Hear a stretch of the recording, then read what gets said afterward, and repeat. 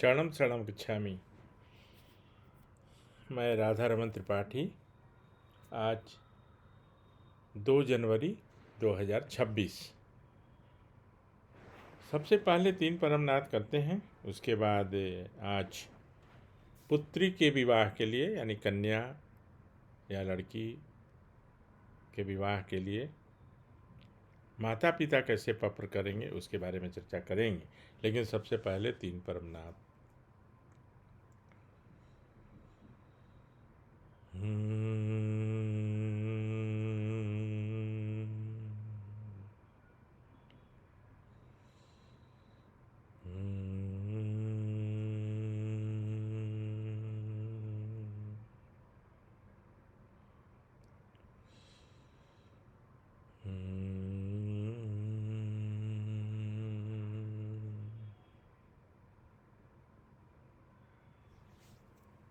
चरणम शरणम गच्छामि।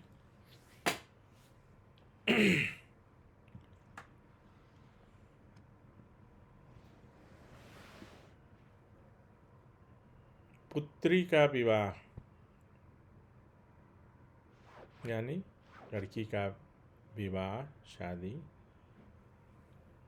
एक बहुत बड़ी दायित्व है माता पिता की, पेरेंट्स की।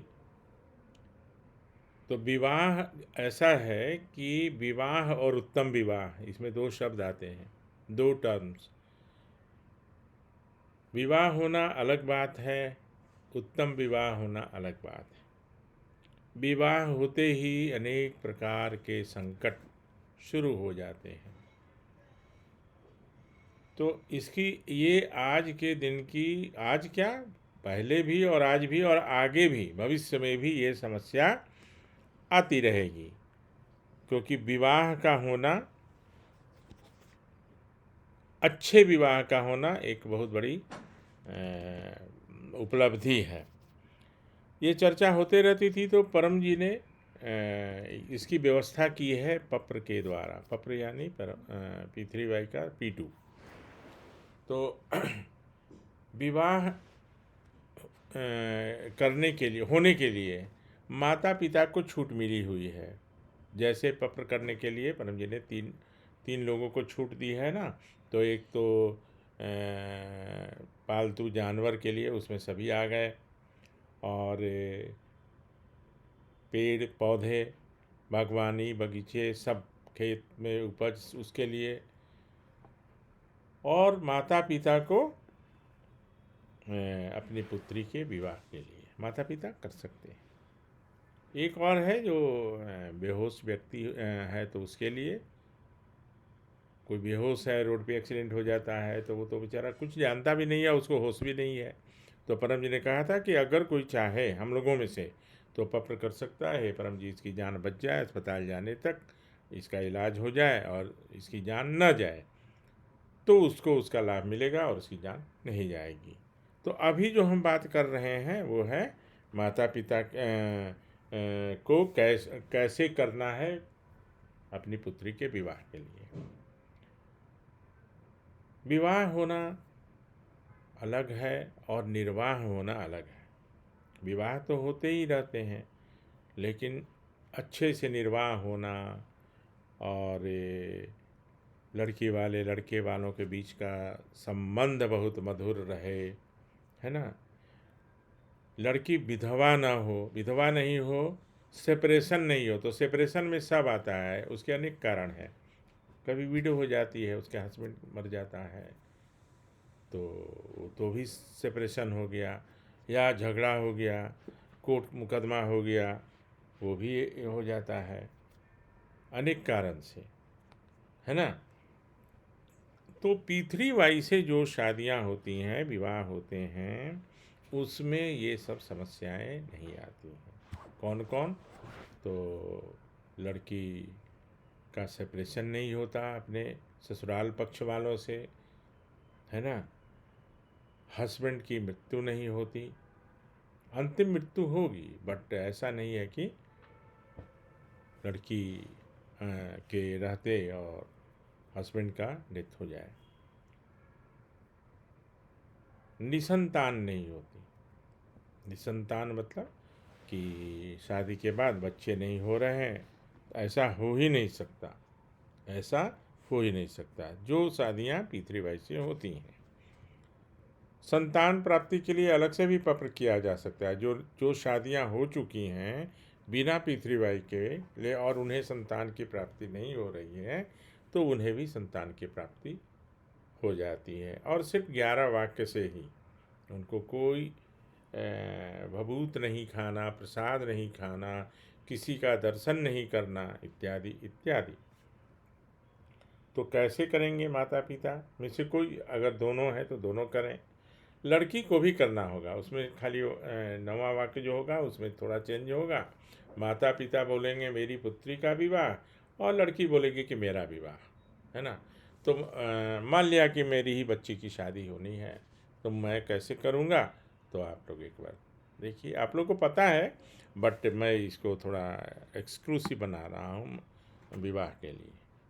तो मेरी बच्ची का विवाह तय होना है, तो मैं एक पत्र कर रहा हूँ, P3Y का P2, है ना। तो परमं शरणं गच्छामि, हंसं शरणं गच्छामि, अद्वैतम शरणं गच्छामि, आनंदम शरणं गच्छामि, चरणं शरणं गच्छामि। हे परम जी, मुझ पर कृपा करो। सिर झुकाकर परम जी को नमस्कार करता हूँ या करती हूँ।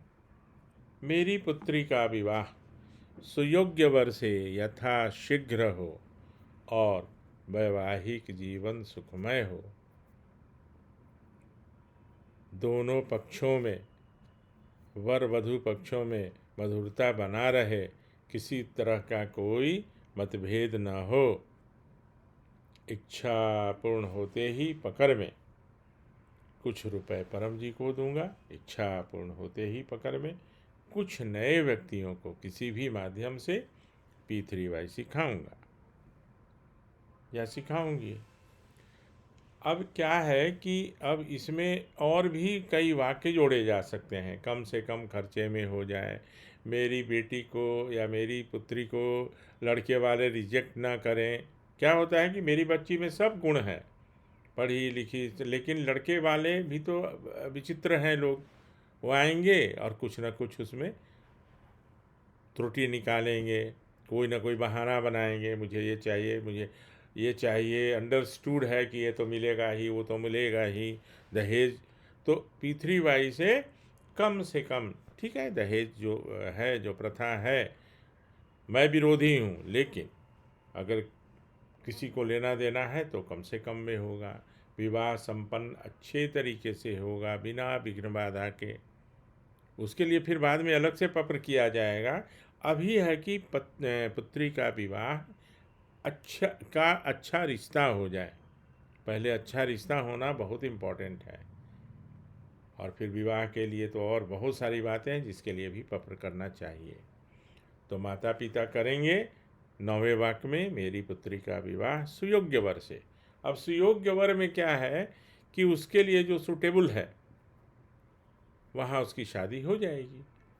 हमको ये फिक्स नहीं करना है कि IAS से हो, कि IPS से हो, इंजीनियर से हो, डॉक्टर से हो। सुयोग्य वर जो हमारी पुत्री के लिए जो है, वहाँ उसकी शादी हो जाएगी। वो इम्पोर्टेंट है ना।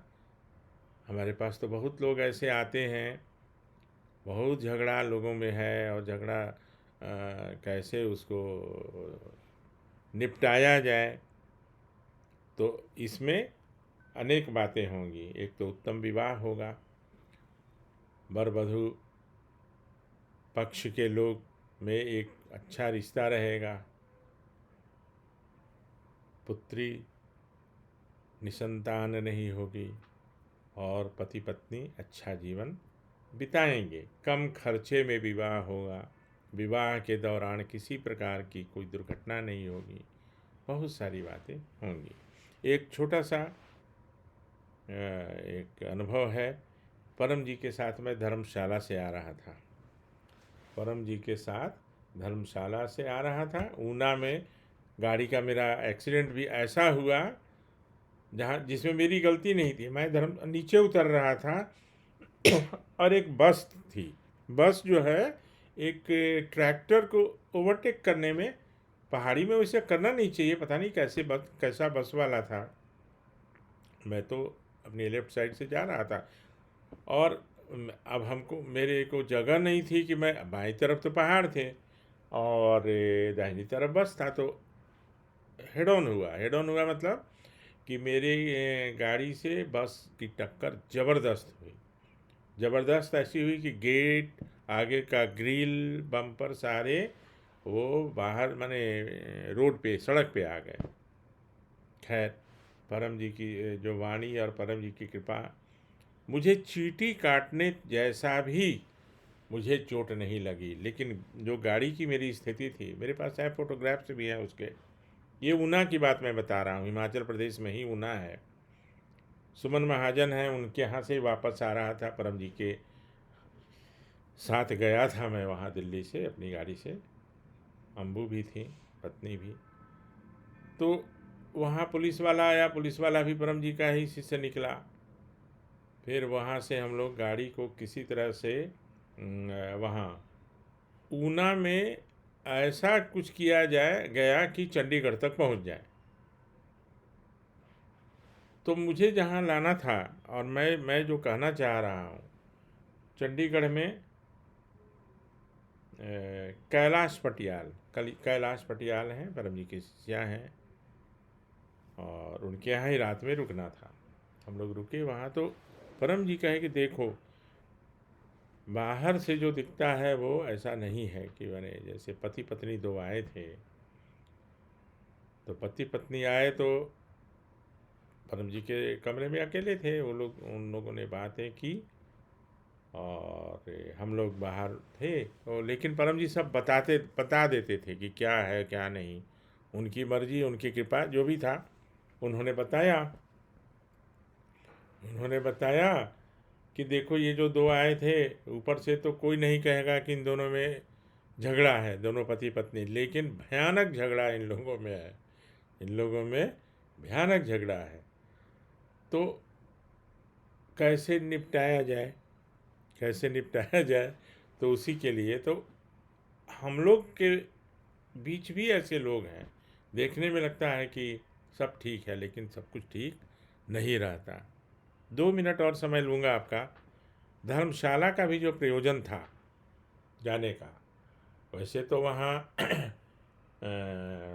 और भी कुछ कार्यक्रम भी हो गए थे बहुत सारी, लेकिन मेन था वो जो वहाँ जज साहब थे, जज साहब के दामाद और लड़की अमेरिका में रहते थे और उनको संतान की प्राप्ति नहीं हुई थी शादी के कई वर्षों के बाद। तो जज साहब ने, जो वहाँ के थे, परम जी को बहुत रिस्पेक्ट देते थे, आदर देते थे, और परम जी भी